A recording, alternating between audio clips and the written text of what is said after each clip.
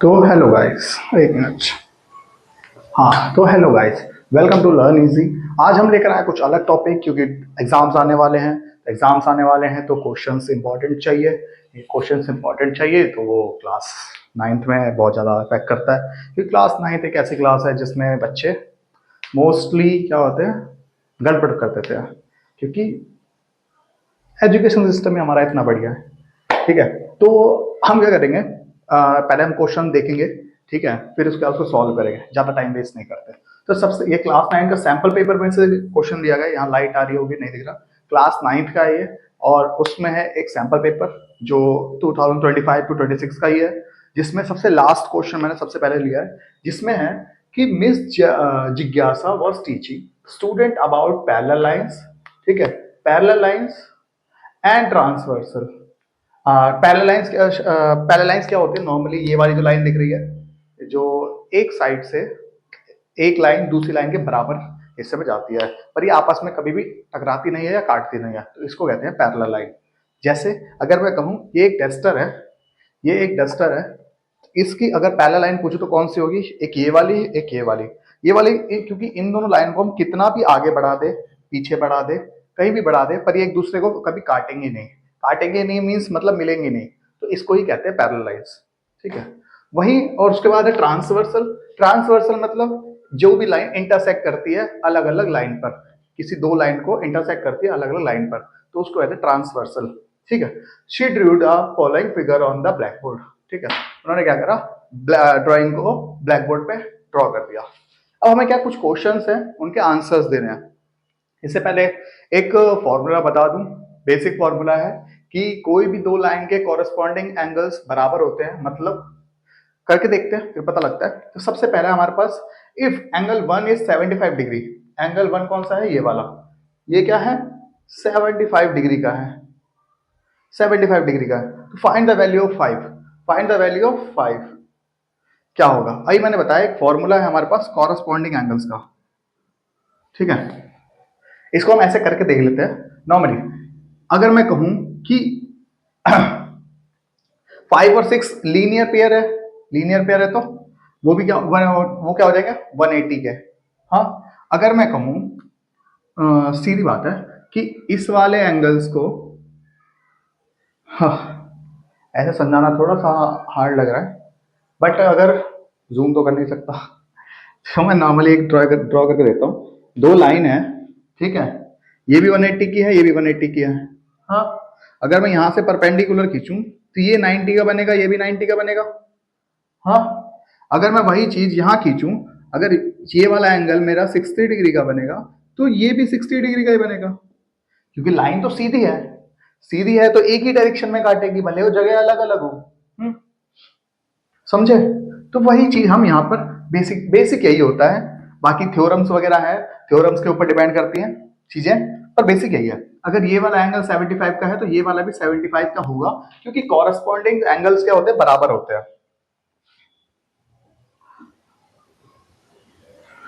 Corresponding angles are equal. ठीक है, हो गया। मतलब नॉर्मली क्या है कॉरेस्पॉन्डिंग एंगल्स? कॉरेस्पॉन्डिंग एंगल्स कौन से होते हैं? जैसे एक का हो गया 5, 4 का हो गया 8, 2 का हो गया 6, 3 का हो गया 7, मतलब एक जैसे एंगल्स अलग अलग लाइन पे। ठीक है, ये जिनकी जगह एक ही हो, एक तरीके से ऐसे कह सकते हो। ठीक है, तो अगर angle one, if angle one is equal to 75 degree, तो हमारा क्या है, एंगल 5 कितने का हो जाएगा? एंगल 5 भी हो जाएगा हमारे पास 75 डिग्री। क्यों? क्योंकि एंगल 1 इज इक्वल में एंगल 5। ठीक है, next second question. Second question में angle 3 is equal to 75 degree. Angle 3 find the value of 8। अगर 3 75 एंगल 3 जो है, 3 जो है वो 75 डिग्री का है, तो find the value of angle 8 कितने डिग्री का होगा? इसको मिटा देते हैं। अरे मिट गया। देखो, बेसिक चीज है। अभी हमने क्या पढ़ा था? कॉरेस्पॉन्डिंग एंगल्स बराबर होते हैं। हाँ, कॉरेस्पॉन्डिंग एंगल्स बराबर होते हैं, मतलब 3 जो होगा वो 7 के बराबर होगा। ठीक है, तो दूसरा क्वेश्चन हम देख लेते हैं। दूसरा हमारे पास 3 जो होगा, एंगल 3 इज इक्वल में एंगल 7, एंगल 7, और एंगल 3 कितने डिग्री का है? 75 degree is equal to 75 degree. अब लीनियर पेयर क्या होता है? लीनियर पेयर क्या होता है? एक ही लाइन पे हम कोई कितने भी एंगल बनाए उनका सम क्या होता है? 180 डिग्री। क्या मैं अगर कहूं कि जो ये लाइन सी जा रही है, लाइन सी है, एक लीनियर पेयर है, लीनियर पेयर बना रही है 7 और 8 को मिलाकर, तो हम कह सकते हैं एंगल 7 प्लस में एंगल 8 इज इक्वल में 180 डिग्री। 180 डिग्री। अगर एंगल 7 बराबर है 75 डिग्री के, 75 degree plus angle 8 is equal में 180 डिग्री, तो एंगल 8 कितने का होगा? एंगल 8 हो जाएगा 105 डिग्री। ठीक है, एंगल 8 कितने का हुआ? 105 डिग्री। फिर समझ में आया? एंगल 4, इफ, अगला क्वेश्चन हमारे पास, if angle 4 is 105 metres, 105 degree, sorry 105 degree, find the value of 8, find the value of 3 plus 8, sorry 3 plus 8। हमारे पास 3 की कितनी वैल्यू है? 3 की कितनी वैल्यू है? 75। तो एंगल 3 प्लस 8 की वैल्यू निकालनी है। एंगल 3 प्लस 8 की वैल्यू निकालनी है। एंगल 3 हमारे पास है 75 डिग्री, और एंगल 8 अभी हमने निकाला है 105 डिग्री, और ये हो जाएगा टोटल हमारा 180 डिग्री, 180 डिग्री। अब इसको ऐसे भी देख लेते हैं। अगर मैं कहूं कि जो हमारे एंगल्स हैं, एंगल 7 बराबर एंगल 3 है, हाँ, तो एंगल 3 की जगह हम एंगल 7 भी लिख सकते थे, और एंगल 7 और एंगल 8 को प्लस करेंगे तो 180 डिग्री ऐसे ही आ जाएगा, क्योंकि ये लीनियर पेयर है, क्योंकि ये लीनियर पेयर है, लीनियर पेयर। हाँ, तो इसको हम ऐसे भी लिख सकते हैं, ऐसे भी लिख सकते हैं, कोई इश्यू नहीं है।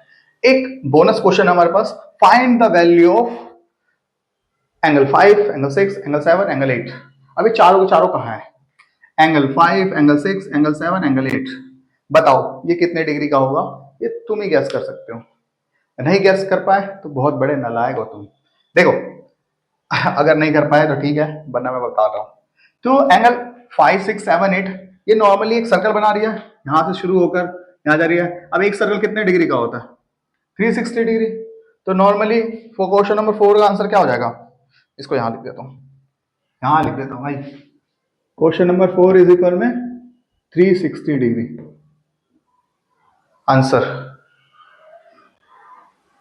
जिसमें हमारे पास angle 5 plus angle 6 plus angle 7 plus angle 8 is equal में 360 डिग्री। ये है हमारा आंसर।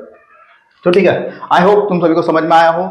अगर समझ में आ गया तो लाइक करो, सब्सक्राइब करो, और नहीं आया तो शेयर करो, और कमेंट करो कि अगला क्वेश्चन मैं कौन सा दूं, हार्ड से हार्ड क्वेश्चन लेकर आओ, मैं सॉल्व करके दिखाऊंगा।